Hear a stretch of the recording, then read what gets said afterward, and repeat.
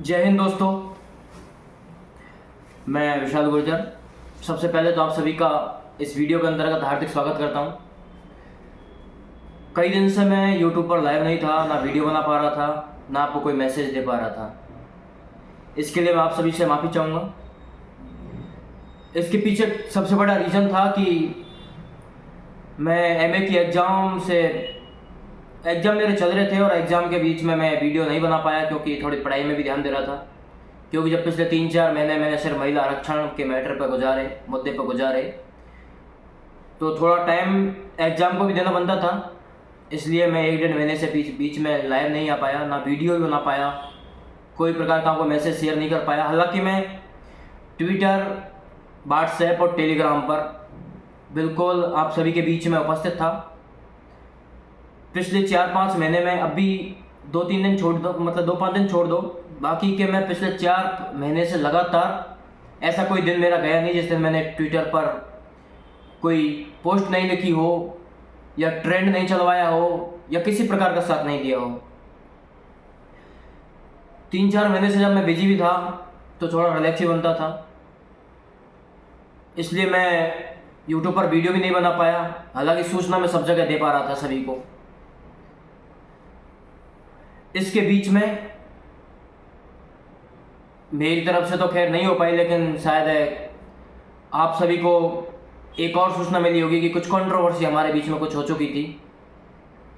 Controversy के बारे में ही बोलना चाहूँगा, हालांकि मैंने कहीं किसी प्लेटफॉर्म पर नहीं बोला। आज थोड़ा खुलकर बोलने का मन है। सबसे पहले तो मैं उम्मीद करता हूँ आप इस वीडियो को एंड तक ज़रूर देखोगे, क्योंकि इस वीडियो के अंतर्गत मैं उन सारी चीज़ों को क्लियर करूँगा जो मेरे ऊपर एलिगेशन लगा चुके हैं और पूरी कंट्रोवर्सी क्रिएट की है, जिन्होंने मेरे खिलाफ कुछ बातें निकल कर सामने आई थी। उनके बारे में खुलकर बात करना चाहूँगा और आगे करना क्या है महिला आरक्षण के मैटर पर या किसी अन्य मैटर के ऊपर आगे की रणनीति हमारी क्या है, इस पर मैं बात करना चाहता हूँ। तो कंट्रोवर्सी मेरे खिलाफ निकल कर आई।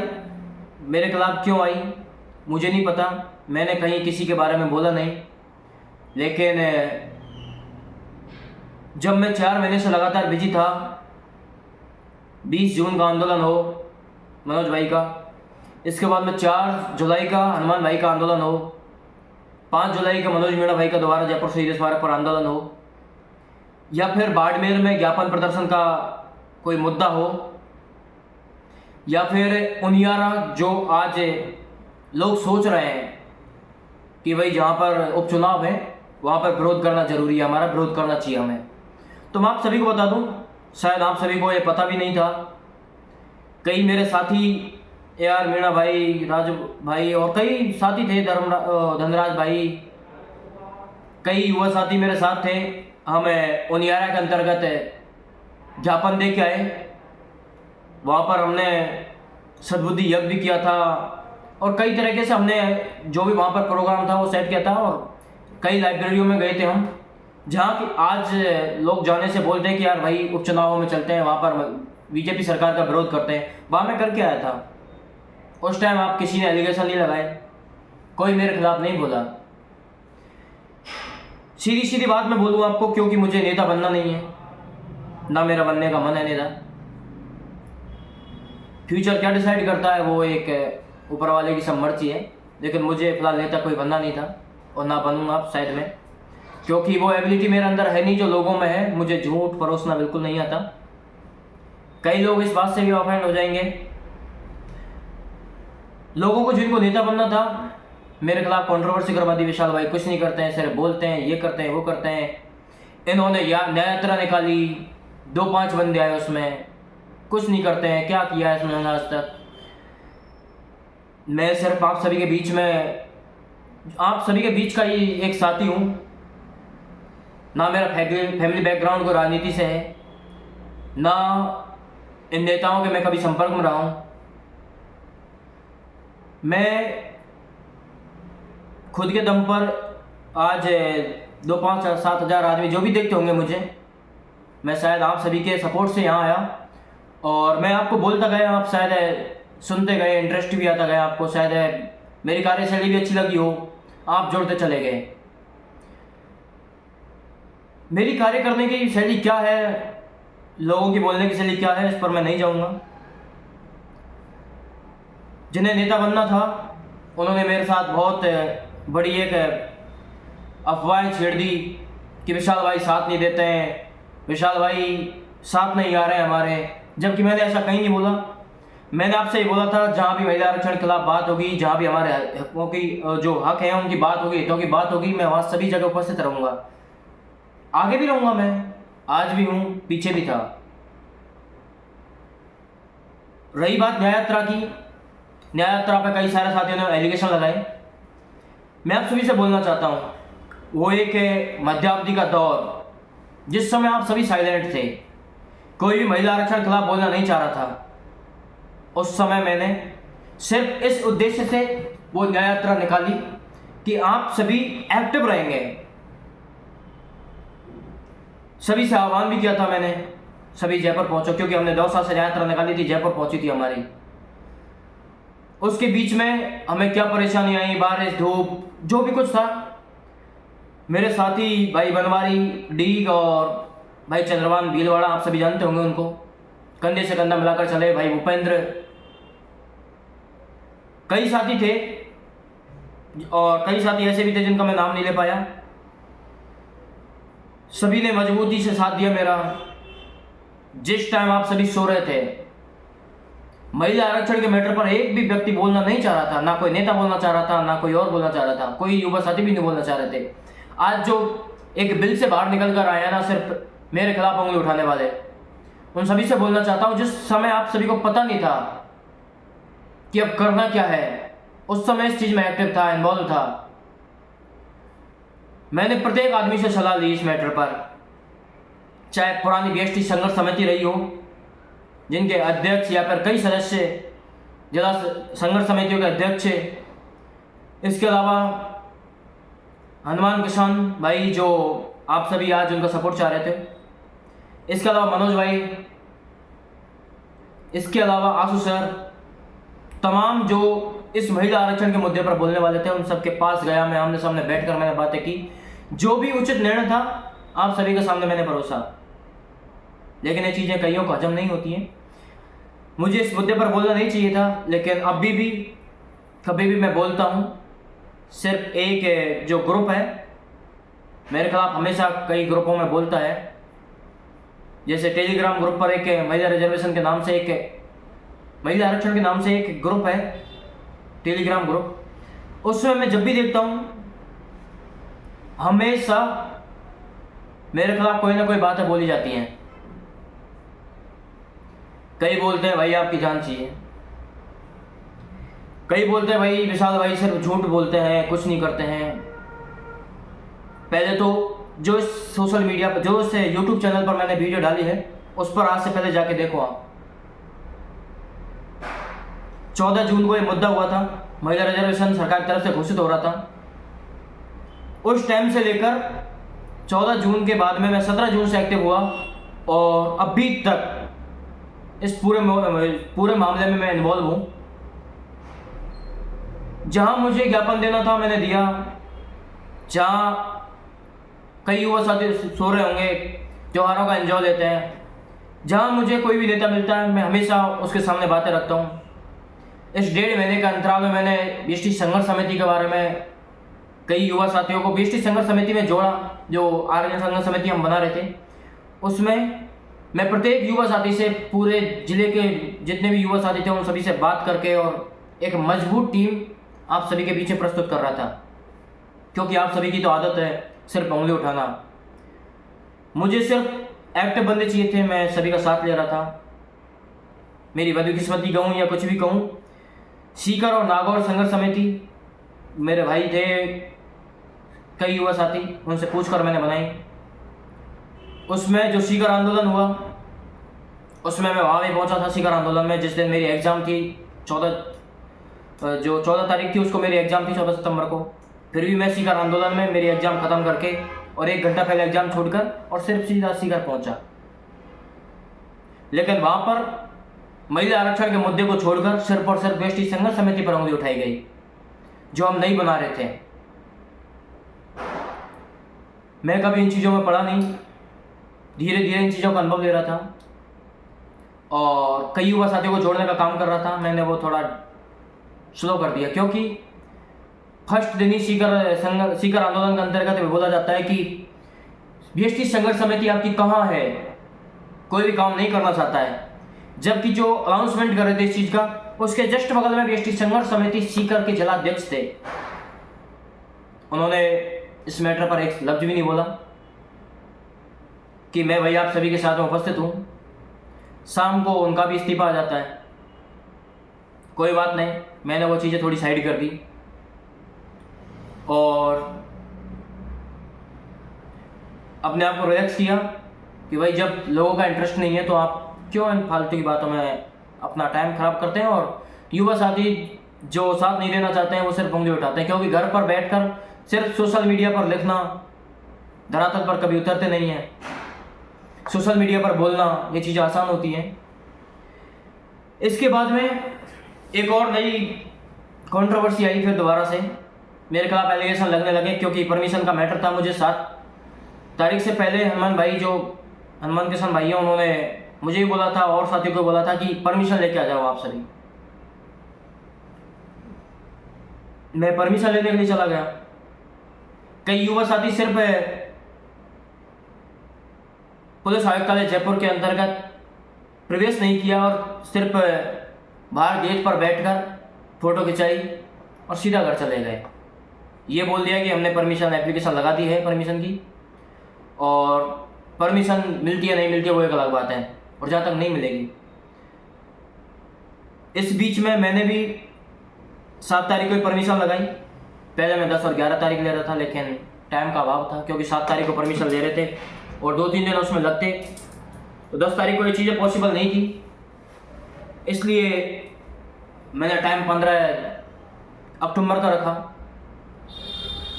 यदि किसी को इस चीज़ पर भी डाउट है तो मैं आप सभी को कुछ जगह बताता हूँ, आप जाके ट्राई कर सकते हो, चेक कर सकते हो यदि आप में दम है तो। और यदि सिर्फ आपको उंगली उठानी है, उठाते रहो मेरे खिलाफ, क्योंकि मैंने तो कोई महिला आरक्षण रिजर्वेशन मैंने तो लागू करवाया नहीं है। मेरा तो हक है, जहाँ महिला आरक्षण के खिलाफ आवाज़ उठेगी, सिर्फ शिक्षक भर्ती लेवल 1 की बात कर रहा हूँ मैं, जो 30% से बढ़ाकर 50% रिजर्वेशन किया है, इसके खिलाफ जहाँ भी आवाज़ उठेगी मैं हर जगह बोलने के लिए तैयार हूँ। इसके अंतर्गत यदि आपको मेरे खिलाफ चेक करना है परमिशन लगाई थी नहीं लगाई, आप 7 तारीख की मेरी पुलिस आयुक्तालय के अंतर्गत एंट्री जाके देख सकते हो।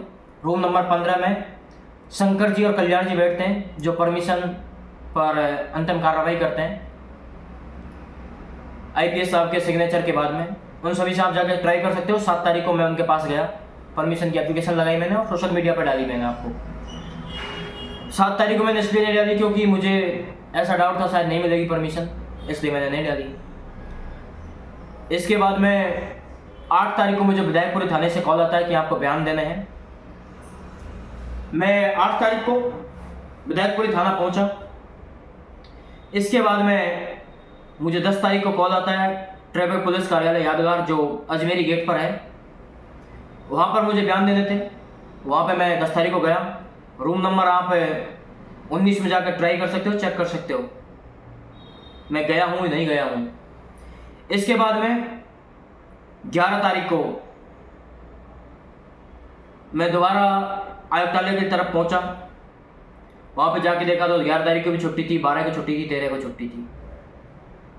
इसके बीच में भी आप फिर भी मुझे ऑब्जेक्शन मेरे ऊपर लगाते रहे, तो मैं डेट का हल्का हल्का अनाउंसमेंट कर रहा था। उस बीच एक 26 तारीख की डेट निकल के सामने आई। मैंने सोचा कि यदि 15 को आंदोलन नहीं हुआ तो कम से कम 26 को तो होगा। फिर मेरे खिलाफ दोबारा उंगली उठना स्टार्ट हो जाएंगी, क्योंकि कई साथी बोलेंगे कि भाई आप 26 तारीख की भी आंदोलन होने जा रहा है, डेट आ गई, जबकि उन सभी को पता था मैं 15 तारीख को परमिशन के लिए एप्लीकेशन लगा चुका हूँ। फिर भी 26 तारीख बीच में डेट आ गई, कई साथियों ने दे दी, मैं कुछ नहीं बोला। 12 तारीख को जब दशहरा था, मैं जहाँ पर रहता हूँ आदर्श नगर, जहाँ पर विधानसभा क्षेत्र लगता है, वहाँ के विधायक साहब हैं रफ़ीक खान जी। उनको मैंने पूरे इस मामले से अवगत करवाया और मैंने उनको ज्ञापन दिया दशहरे के दिन। हालांकि आप सभी को ये चीज़ें याद नहीं आई होंगी, कई जगह आप भी इन्वॉल्व थे दशहरा में, लेकिन आपने किसी ने शायद इस मैटर पर नहीं सोचा, महिला आरक्षण के मैटर पर। मैंने जहाँ भी मुझे नेता देखते हैं मैं तुरंत चला जाता हूँ। पिछले 1.5 महीने में भी मैं हमारे जो विधायक थे, टोड़ा अभी विधायक घनश्याम मेहर जी, उनसे मैं जाकर ज्ञापन दिया, मैंने सोशल मीडिया पे वो चीज़ें डाली। अकेला ही गया था। काफ़ी बार उन्होंने मुझे जयपुर आवास पे बुलाया था, लेकिन मैं नहीं जा पाया क्योंकि वो कांग्रेस के विधायक हैं और शायद मुझे लगता नहीं कांग्रेस के विधायक इसमें ज़्यादा कुछ सपोर्ट करेंगे। इसके बाद में मैं 12 तारीख को मैंने रफ़ीक खान जी को वो ज्ञापन दे दिया। 14 तारीख को फिर मैं दोबारा आयुक्तालय पहुंचा। सुबह से दोपहर 3-4 बज गए। मैं वहाँ पे पहुंचा, परमिशन कंप्लीट थी, तैयार थी। सिर्फ IPS महोदय के जो अतिरिक्त उपायुक्त महोदय हैं जयपुर दक्षिण के, उनसे मैंने मतलब वो साइन करते हैं उससे पहले एक मैसेज आता है कि उपायुक्त महोदय, उपराष्ट्रपति जो जगदीप धनखड़ जी हैं, वो 15 तारीख को जयपुर एयरपोर्ट पे पहुंचने वाले थे। तो उन्होंने मुझे एप्लीकेशन पर साइन नहीं किया और फिर 14 तारीख को शाम को कम से कम मतलब 3 बजे तो मैं वहाँ से आया। तो मुझे एहसास हुआ कि भाई जब मैं 14 तारीख को जब शाम को बोलूँगा मैं, तो जो दूर दराज से युवा साथी हैं, जो जैसलमेर, बाड़मेर, डूंगरपुर, बांसवाड़ा, हनुमानगढ़, जोधपुर, कई दूर से जो साथी हैं वो नहीं आ पाएंगे 15 तारीख को। मैंने सोचा 15 तारीख को क्यों बोलना, फिर 26 तारीख को कई युवा साथी महिला आरक्षण के खिलाफ आंदोलन करने जा रहे हैं, जैसा मुझे खबर मिली भाई हनुमान किसान के नेतृत्व में। तो मैंने सोचा क्यों फिर उसको ठंडा करना, आवाज़ उठेगी, हमारे हक की आवाज़ उठेंगी, इसलिए मैं चुप रहा उस मैटर पर भी। अब 15 तारीख की मैं एप्लीकेशन देके वापस 14 तारीख को ही मैंने अपनी जो परमिशन ली थी उसको कैंसिल कर दिया। मुझे बोला गया कि आप कभी भी एप्लीकेशन लगा सकते हो, परमिशन मिल जाएगी आपको, और ये मेरी जिम्मेदारी रहेगी, परमिशन आप कभी भी मुझे बोलो, मिल जाएगी आप सभी को। मैं मेरी पूरी लाइफ दाव पे लगाकर आप सभी के लिए परमिशन ला रहा था, क्योंकि मुझे 15 तारीख को जो आंदोलन होने जा रहा था जयपुर, जो भी कुछ होता सारी मेरी जिम्मेदारी थी। आपको भी परमिशन लगाना जब आपको अंदाजा होगा जयपुर के अंतर्गत मैं एक बहुत बड़ा रिस्क ले रहा था। ये चीज़ें संभव नहीं हो पाई, आगे जब भी मौका मिलेगा दोबारा करेंगे। अब आप ये सोच रहे होंगे भाई आप जब से ये सिर्फ कंट्रोवर्सी की बातें बोल रहे हो। मैं कहीं बोलता नहीं हूँ क्योंकि मुझे इन चीज़ों में इंटरेस्ट नहीं है, मुझे फालतू का फेम लेना नहीं है। कईयों को मेरे नाम से ही फेम लेना है, खूब लो आराम से, मुझे कोई दिक्कत नहीं है। आप पॉजिटिव वे में लो, नेगेटिव वे में लो, मुझे कोई दिक्कत नहीं है, आप मस्त रहो एकदम। मुझे सिर्फ इस महिला आरक्षण को कैंसिल करके कम करवाना था या कैंसिल करवाना था, 33% हो जाता, 30% हो जाता, जो भी होना था करवाना था मुझे, इसलिए मैं इस मैटर में था, क्योंकि ये मेरे खुद की हक की बात है।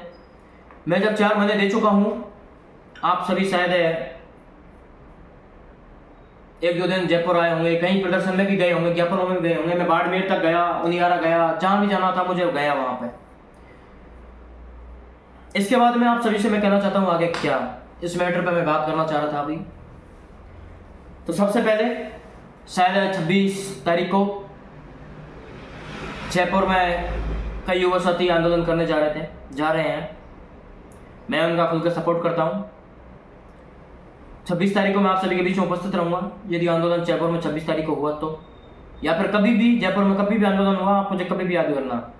याद नहीं करोगे तो भी मैं आऊँगा, क्योंकि ये मैं सिर्फ मेरे हक की मैटर है, मेरे हक की बात है, तो मुझे आना बेहद ज़रूरी है, अनिवार्य है, मैं आऊँगा हमेशा। इसके बाद में कई युवा साथियों के मैसेज थे कि आप भाई सभी साथियों को जोड़कर, और करोड़ीलाल जी मीणा साहब जो हमेशा युवाओं के वर्ग में हमेशा हितों के लिए खड़े होते हैं, उनसे जाके मिलो और उनसे सामने बात रखो। आपका साथ रहा, आप यदि साथ दोगे इस मैटर में, आप यदि डेट डिसाइड कर सकते हो, या फिर डेट डिसाइड नहीं कर सकते तो आप मुझे इस चीज़ के बारे में अवगत करवा सकते हो कि आप कितने युवा साथी आ सकते हैं। कम से कम देखो 300-400 कम से कम युवा साथी होंगे तो वहाँ जाना उचित है, वरना अनुचित है। कम से कम बता रहा हूँ 300-400, जबकि कम से कम 500 तो होने चाहिए। तो जितने युवा साथी होंगे मुझे लगेगा कि आप की संख्या अच्छी है।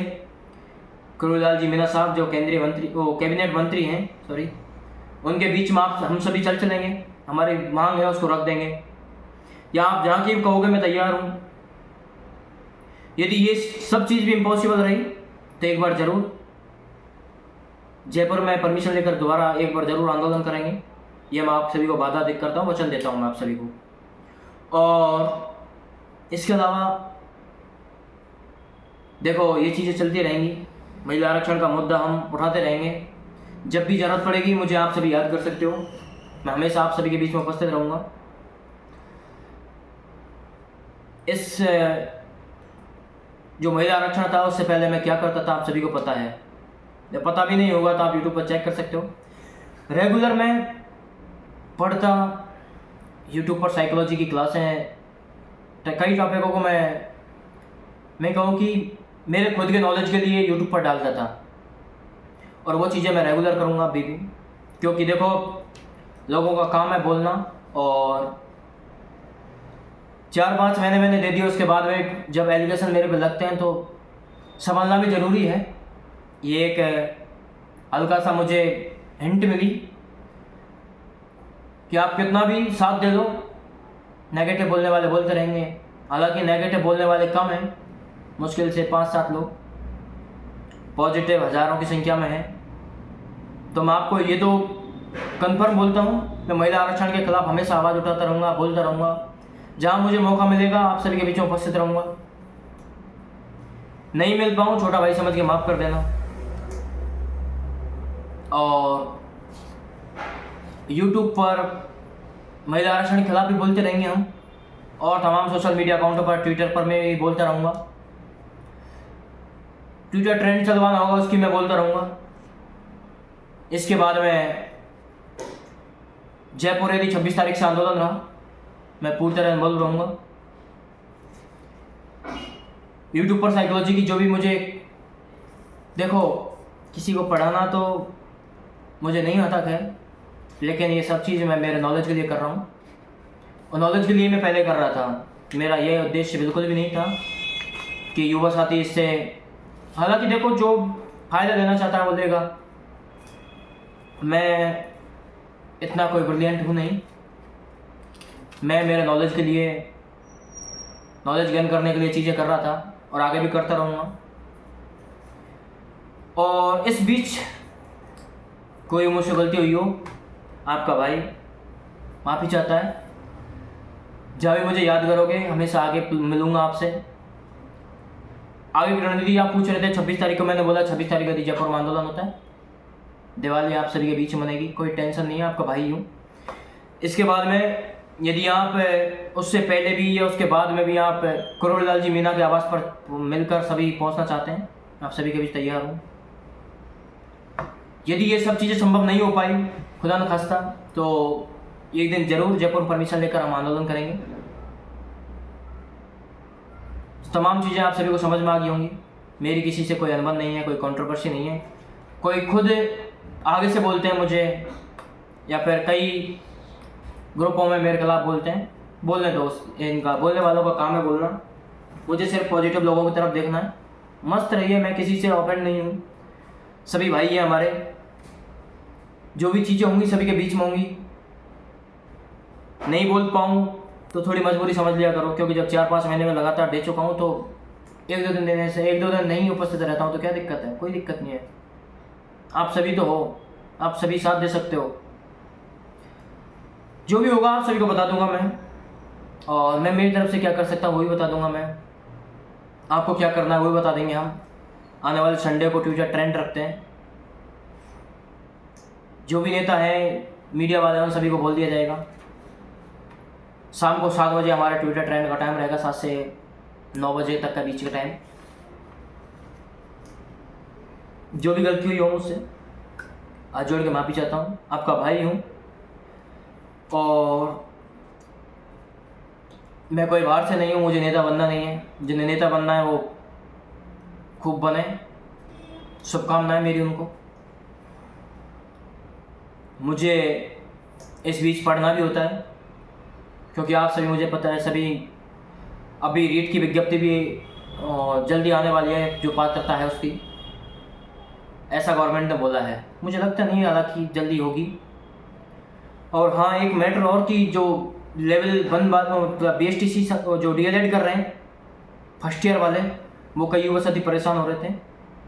आप सभी से कहना चाहता हूँ, आपका अधिकार है, आपका हक है, आप सभी जाकर एक दिन डिसाइड कर लें, बीकानेर पहुंचकर अपनी मांग रख सकते हैं और एग्ज़ाम बहुत जल्दी हो जाएंगे तुम्हारे, तुम वैलिड हो सकते हो मेरी समझ में। तो मुझे जैसा लगता है आप बिल्कुल वैलिड होंगे। एग्ज़ाम आपकी शायद नवंबर में चालू हो जाएंगी। तो मेरी आप सभी को बेहद शुभकामनाएं। आपके भाई से जो भी मदद चाहिए, जो भी साथ चाहिए, सहर्ष आपके बीच उपस्थित रहेगा। मुझे मेरा काम करने दिया जाए, फालतू की जो ये अफवाहें चलती हैं उनको एक साइड रखा जाए, और मेरे खिलाफ बोलने से ज़्यादा आपको मैं चाहता हूँ कि आप युवा साथियों की आवाज़ रखें और आवाज़ उठाएं, और आप सभी का विश्वास सिर्फ इनकी आवाज़ उठाने से जीता जाएगा, किसी के खिलाफ बोलने से नहीं। चलते हैं। जय हिंद।